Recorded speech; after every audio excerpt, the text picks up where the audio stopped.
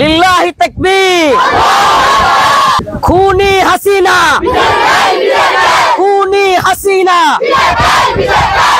আমার এলাকাতেও একটা গরু জবাই হয়েছিল, এমনকি অনেক জায়গায় তারা আনন্দ মিছিল করেছিল হেফাজতকে হত্যা করে। তো আজকে আমরা আল্লাহ পাকের কাছ থেকে অনেক বড় বিচার পেয়েছি যে এরা এক তো হলো পালায়া যেতে বাধ্য হয়েছে, আবার আপনারা জানেন যে গতকালকেই তাদের বাংলাদেশে আওয়ামী লীগের সমস্ত কার্যক্রম নিষেধ করা হয়েছে এবং তাদের বিচার হওয়ার আগ পর্যন্ত বাংলাদেশে তাদের সমস্ত কার্যক্রম বন্ধ থাকবে। অনেকে বলতেছে তাইলে কি বিচার হওয়ার পরে কার্যক্রম আবার চালু হবে? এটা একটা অহেতুক কথাবার্তা। যারা বুঝ নাই, আকল কম, এই সমস্ত কম আকলের লোকেরা এই সমস্ত কথা বলতেছে। বাস্তবতা হলো বিচার হলে তো তারা খুনি এবং সেটা প্রমাণিত হয়ে যাবে। আদালতের রায়ে যখন খুনি প্রমাণিত হয়ে যাবে তখন আদালতের মাধ্যমে একেবারে তাদেরকে নিষিদ্ধ করা হবে। যমুনা ইলেকট্রনিক্স ঈদে ডাবল খুশি অফার সিজন 3, যে কোনো পণ্য কিনলেই পাচ্ছেন নিশ্চিত ঈদ উপহার। এটাই সবচেয়ে যুক্তিযুক্ত যে নির্বাহী আদেশ, আসলে নির্বাহী আদেশে যে কাউকে নিষিদ্ধ করা যায়, কিন্তু এটার গ্যারান্টি, এটার আপনার মূল্যায়ন কিংবা এটার গুরুত্ব আরো কম, বরং আদালতের রায়ের মাধ্যমে বিচারিক প্রক্রিয়ায় যে নিষেধাজ্ঞা, এটার গুরুত্ব অনেক বেশি।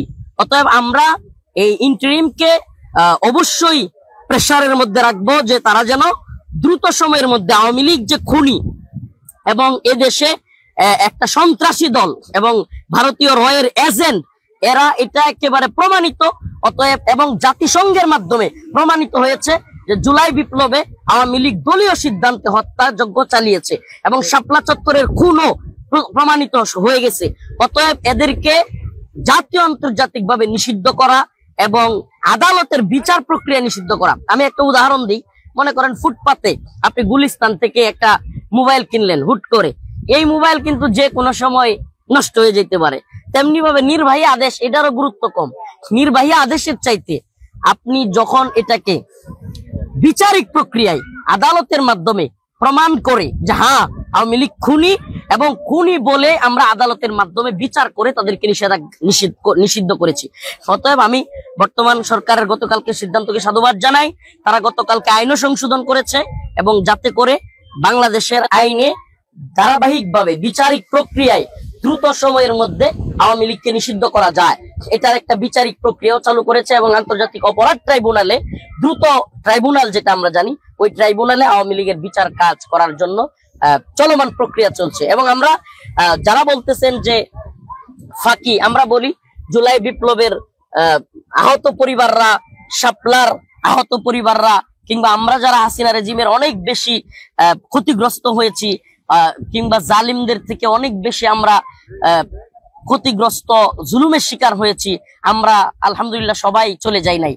ইন্টারিম যদি কোন রকম ফন্দি ফিকির করে, ইনশাল্লাহ আবারও আমরা শাপলায় কিংবা শাহবাগে একত্রিত হব।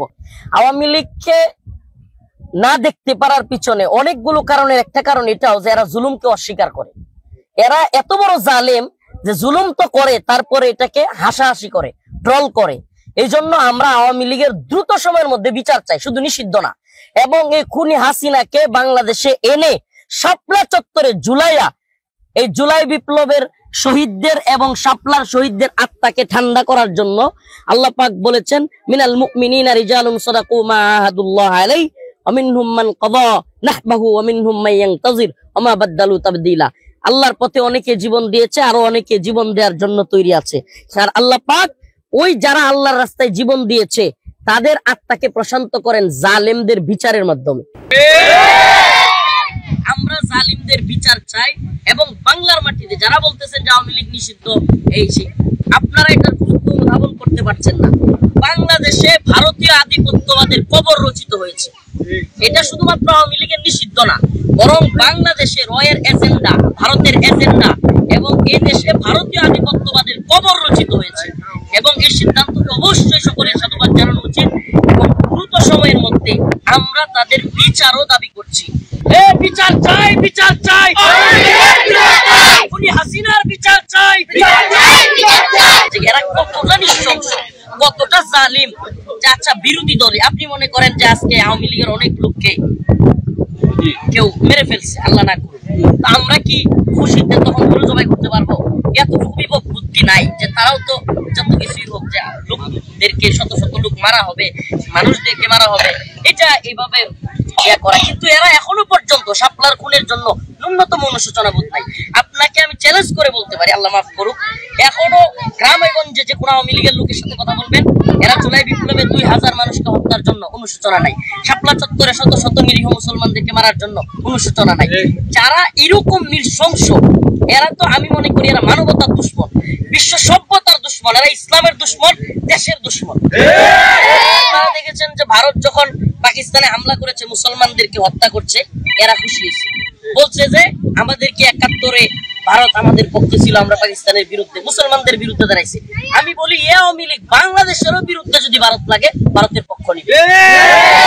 ভারতের এত বড় দালাল এবং এদের মানসিক ভাবে ব্রেন ওয়াশ হয়ে গেছে, এদের ব্রেন পচে গেছে, এমন প্রস্তাব হচ্ছে যে এদের মানসিক ভাবে মানে যে কোনো মূল্যে শুধু ক্ষমতার ক্ষমতা, যে তারা ক্ষমতায় থাকবে, তারা জুলুম অত্যাচার যা মন চাই করবে, শেখ হাসিনা ক্ষমতায় থাকবে, ভারতের গোলামি করুক, ভারতের দাসত্ব করুক, যা মন চাই করুক। অতএব আমরা দিল্লির দাসত্বের বিরুদ্ধে, এমনকি আমরা আমেরিকার দাসত্বের বিরুদ্ধে। আমরা বাংলাদেশে মুসলমান, আমরা আল্লাহর গোলামি করি, কোন দেশের গোলামি করি। আপনার দাবিটা কি? আপনার দাবিটা কি? আওয়ামী লীগের বিষয়ে আপনার দাবিটা কি? আমার দাবি সুনির্দিষ্ট। আমরা গতকালকে আপনার শাহবাগেও বলে এসেছি যে আমাদের দাবি সুনির্দিষ্ট। এই সরকারকে অবশ্যই কোনো ফাঁকিবাজি করলে চলবে না। আপনারা জুলাই অভ্যুত্থানে শত শত হাফেজ, আলেম কিংবা ছাত্র জনতা, শিক্ষক, শত শত মানুষের রক্তের উপর দিয়ে আপনারা ক্ষমতায় বসেছেন। আপনাদেরকে সহজে এই ভোট দিয়া অল্প এই যে খুশিতে আনন্দে ভোট হইলো আর আপনারা ক্ষমতায় আসলেন, এরকম না। আপনারা এসেছেন শত শত শহীদদের রক্তের উপর পা দিয়ে। অতএব আপনাদেরকে ওই শহীদদের ভুলে গেলে চলবে না। আপনারা দ্রুত সময়ের মধ্যে আওয়ামী লীগের বিচার এবং আন্তর্জাতিক অপরাধ ট্রাইব্যুনালে আপনারা আইন সংশোধন করেছেন এবং আওয়ামী লীগকে বিচারের আগ পর্যন্ত নিষিদ্ধ করেছেন, এটা আমরা সাধুবাদ জানাই এবং আমরা চাই বিচারিক প্রক্রিয়া আওয়ামী লীগ নিষিদ্ধ হোক, এটাই সত্য হবে। অতএব আমাদের দ্রুত সময়ের মধ্যে এই দাবিগুলো মেনে নিতে হবে, অন্যথায় আমরা আবারও রাজপথে আপনাদের বিরুদ্ধে ঐক্যবদ্ধ হবো ইনশাআল্লাহ।